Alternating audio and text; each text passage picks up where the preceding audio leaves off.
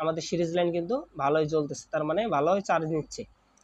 আমরা 2-3 সেকেন্ড ধরার পর, ঠিক আছে, এটা কিন্তু হাত দেওয়া যাবে না, এখানে কিন্তু কারেন্ট আছে, ঠিক আছে, দেখতে পাচ্ছেন কিভাবে এটা ফায়ার করলো, ঠিক আছে, তার মানে আমাদের এই ক্যাপাসিটারটা ভালো আছে।